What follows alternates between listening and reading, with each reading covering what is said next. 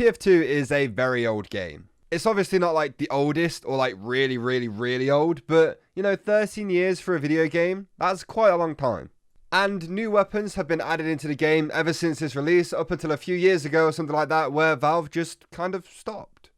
And obviously in the 13 years that TF2 has been going, a lot of weapons have been changed from what they were like when they first got put into the game, some for the worse, but some have actually improved through these changes that Valve have been making in an effort to balance all of the weapons to make the game fair. So today I want to talk about some weapons that have changed for the better, even though they're not like the biggest changes in the world. They're still pretty good changes. And I just quite like talking about weapons, I have to be completely honest with you. It's just fun, innit? Also, I just want to let you guys know before the video, as always, that if you're not currently subscribed to my YouTube channel, to go down below and click the button. I'd really appreciate it if you can go ahead and do that. We could be hitting 99k today or something like that. And then it's literally the last 1,000 subscribers to the most insane goal I have ever set myself in my whole life, pretty much. So I'd appreciate any help. This is going to be a mental couple of weeks for me. Anyway, enough of that soppy stuff. Let's talk about some weapons that have changed for the better.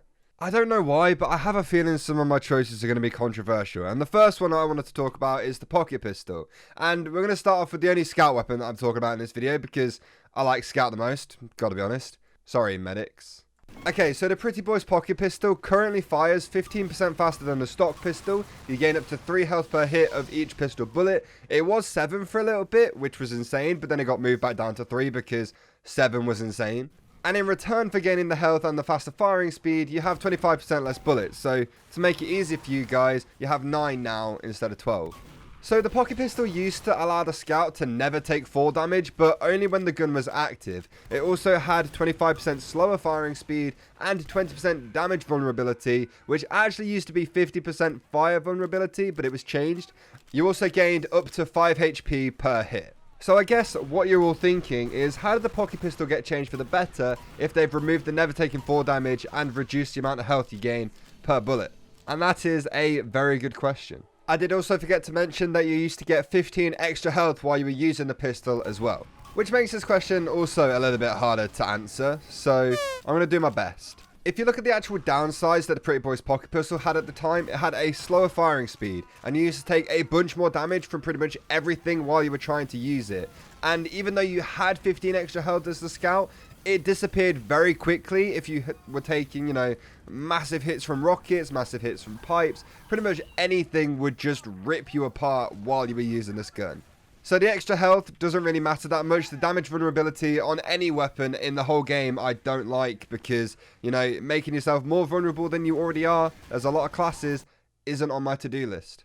And honestly, in a lot of situations, the scout can actually save himself from fall damage with his double jump. Or if he's using the atomizer or anything like that, he has another jump, which means the whole added benefit of not taking any fall damage can be easily negated and ultimately would be rendered completely useless. So while it was nice to have when you actually had the gun out, not ever taking fall damage, a lot of the time as a scout, you don't need that. While the clip size is lower now, the fact that there is no damage vulnerability and the firing speed is now faster instead of slower, you can deal a lot of damage while getting health back and not becoming easy to kill when you pull the weapon out, which to me is something that I really like.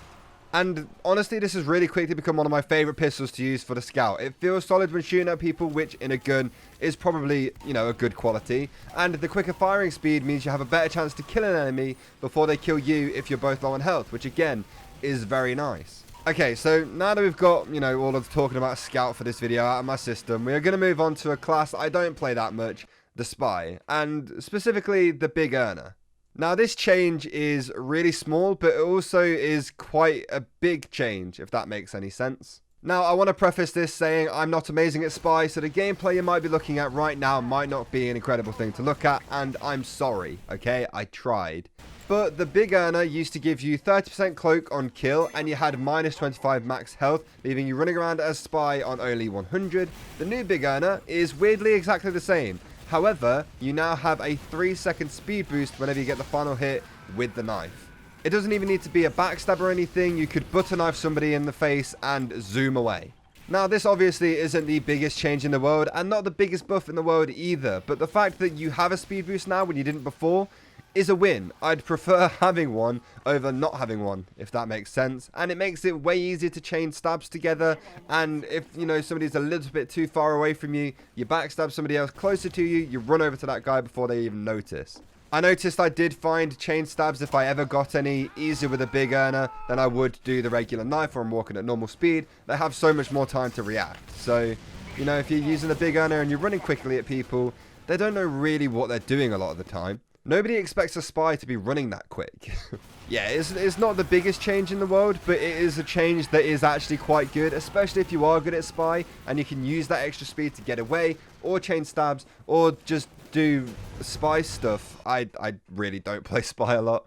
So I think it's time to finally move over to the last weapon I'm going to talk about in this video, the panic attack. Now, obviously Uncle Dane has made a video about the same weapon recently, but I still like to mention the panic attack in this video as I was using it on soldier instead of the engineer. So the old panic attack was completely different to the one you'll see in the game today. This is the first weapon in the whole video that has had actually quite a big change. So the old panic attack meant you had to actually load your shells into the shotgun just like you would the beggar's bazooka with its rockets. Obviously, you're not loading shotgun shells into the beggar's bazooka.